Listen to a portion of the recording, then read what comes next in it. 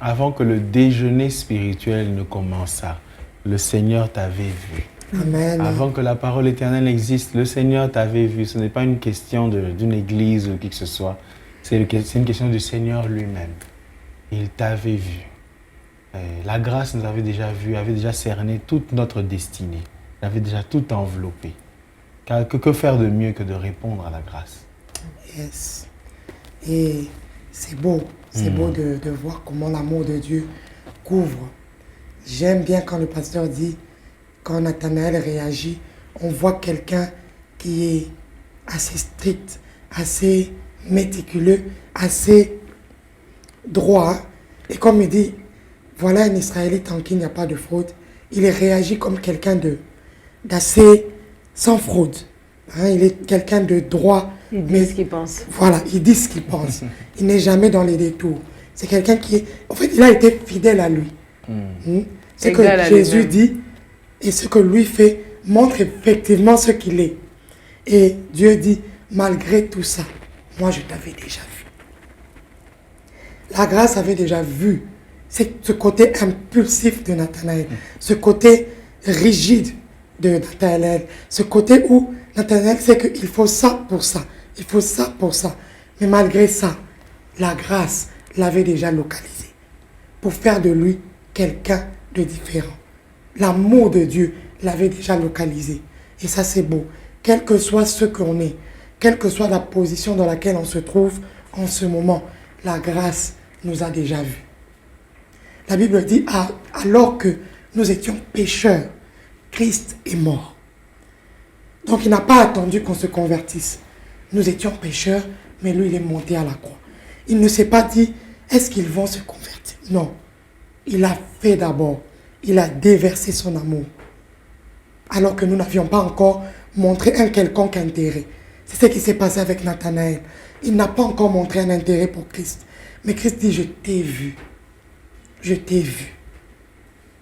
Dieu nous a déjà vus. C'est à nous simplement de nous exposer à cette grâce. Et c'est ce que Nathanaël fait en refusant de rester sous le figuier, en venant quand même vers Jésus. Quels sont tes prérequis? Quelle est cette chose sur laquelle tu t'appuies aujourd'hui? Essaye d'aller vers Christ. Essaye d'avancer, de voir. Et j'aime ce que le pasteur dit. Philippe ne parle plus. Le fait que, la Bible dit, voyant Nathanaël venir à lui. Est-ce que tu viens à lui? Viens à Jésus. Viens à lui. Fais ce pas. Et la grâce fera le reste. Et c'est ce qui s'est passé. Jésus prend le relais. Quand il voit l'élan du cœur, il vient. J'ai un verset ici, Ézéchiel 33, verset 13. La Bible dit, lorsque je dis au juste qu'il vivra, s'il se confie dans sa justice et commet l'iniquité, toute sa justice sera oubliée. Et il mourra à cause de l'iniquité qu'il a commise. Tu peux sembler être juste, mais le jour où tu commences à t'appuyer sur ta justice, tu as oublié Dieu. Tu as rejeté la grâce. Tu as foulé au pied la grâce. Tu mourras. Quoique tu crois que c'est ta rigidité qui te sauvera, non. Aucune justice d'un homme le sauvera. C'est Jésus qui sauve. Aujourd'hui, que quelqu'un sorte de ce qu'il a pensé être sa justice. Si Dieu renouvelle ses bontés chaque matin, nous devons être capables de nous remettre en question chaque matin et de nous rassurer si Dieu est avec nous chaque jour. Ne nous appuyons pas sur notre justice. Ne disons pas, moi je ne bois plus l'alcool, moi je ne fais plus ça. Chaque jour, tu y arrives parce que la grâce est sur toi. Et David avait compris. Il a dit, oui, le bonheur et la grâce m'accompagnent tous les jours. Ce n'est pas un seul jour. Ce n'est pas jusqu'à ce que je suis devenu roi. Non. Jusqu'à ma mort. Tous les jours de ma vie. Donc aussi longtemps que je vis, c'est la grâce qui m'accompagne. Aussi longtemps que je respire, je dois être conscient de la grâce. Je t'ai vu.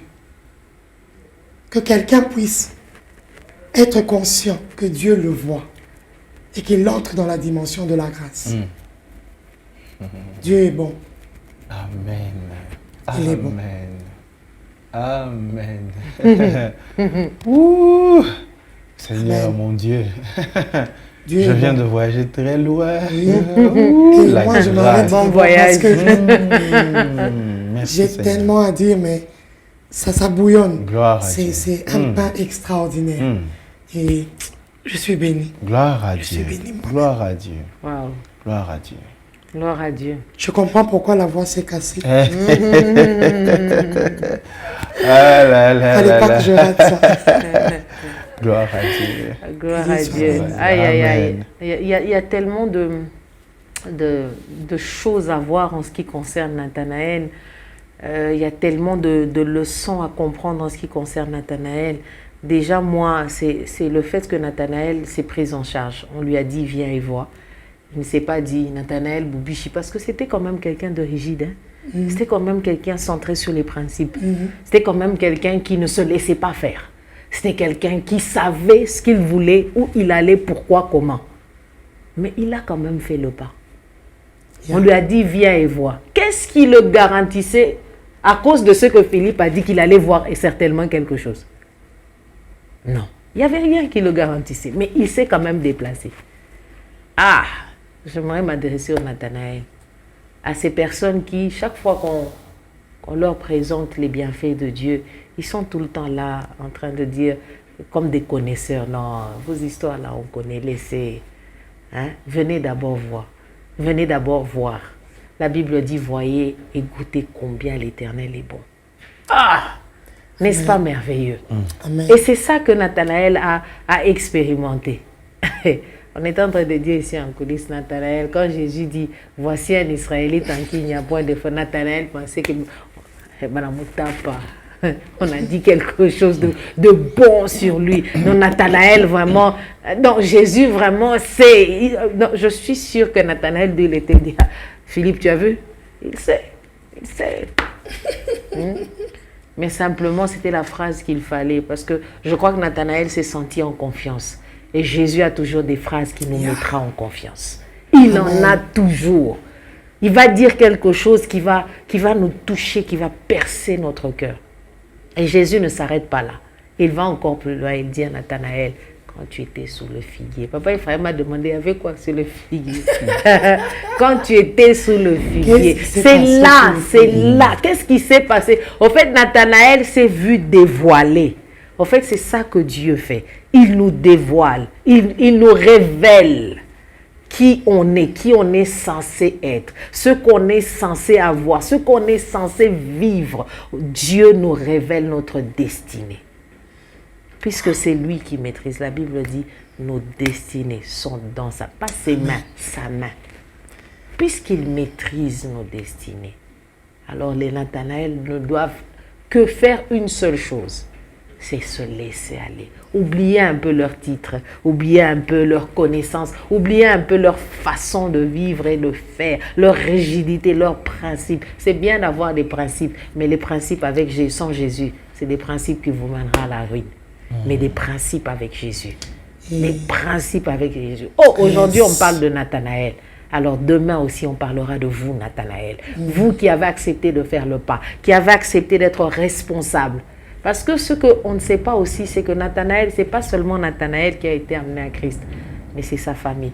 Je suis sûre que les gens qui entendaient parler de Nathanaël ou de ceux qui se sont dit, Nathanaël c'est mon frère, ils étaient fiers de ce que Nathanaël a fait. Parce que Jésus avait vu qu'il était sous le figuier. Jésus voit toujours. Et il voit toujours. Quand maman Pamela parlait, ça m'a fait penser à quelque chose. Quand on s'est posé la question, qu'est-ce qui s'est passé sous le figuier? Quelque chose a attiqué mon esprit. En fait, il y a aussi l'aspect de l'évangélisation.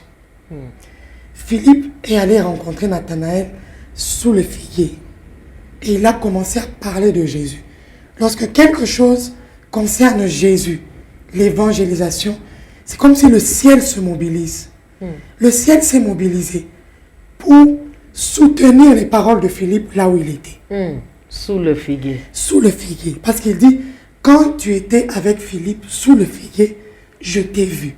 Ça veut dire que dès que Philippe a déclenché l'action d'évangéliser, de parler de Christ, le ciel s'est mobilisé pour que dans la parole de Philippe, il y ait la conviction de déplacer Philippe vers Jésus. Bien-aimés, n'ayons pas peur de parler de Christ. Jésus, même dans notre pas d'évangélisation, c'est lui-même qui nous accompagne. Donc, il est resté là, mais il a accompagné Philippe. C'est ça qui est beau. Donc, il est resté à l'écart. Philippe est parti seul, mais il est parti avec Jésus. Parce qu'il dit, quand tu étais avec Philippe, je t'ai vu. Ah, mais toi, tu n'étais pas avec nous. Tu m'as vu quand? Le Saint-Esprit est mobilisé quand il s'agit de sauver une âme. Bien-aimés, évangélisons. Parlons de Jésus. Là où on parle de Jésus, le Saint-Esprit lui-même se mobilise pour déverser aussi la grâce. Pour baliser le chemin. Pour baliser le chemin afin que les gens viennent à Christ. Faisons le travail et Dieu fera le reste. Gloire au Seigneur. La grâce nous localise, la grâce nous a localisés avant.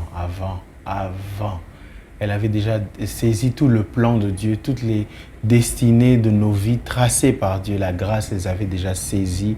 Lorsque nous n'étions pas encore remarquables, la grâce nous avait déjà remarqués. Amen.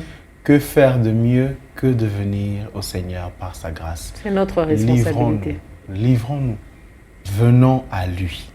Venons à lui. Gloire au Seigneur. Quelle belle leçon ce matin. Et ouf. Gloire au Seigneur. Soyons de ceux qui venons au Seigneur, qui ne restons pas philosophes remplis de nous-mêmes et de notre état de Nathanaël, mais venons à lui. Il a toutes les paroles de la vie, même pour toi Nathanaël, qui est très juste, qui n'a pas besoin qu'on rajoute sur lui, sur sa justice. Il est déjà un Israélite bien dans ses bottes. Non, le Seigneur a la parole, la seule qui te donne la vie, qui est au-delà de ta nature et de ta qualité. Gloire au Seigneur pour ce pain du jour.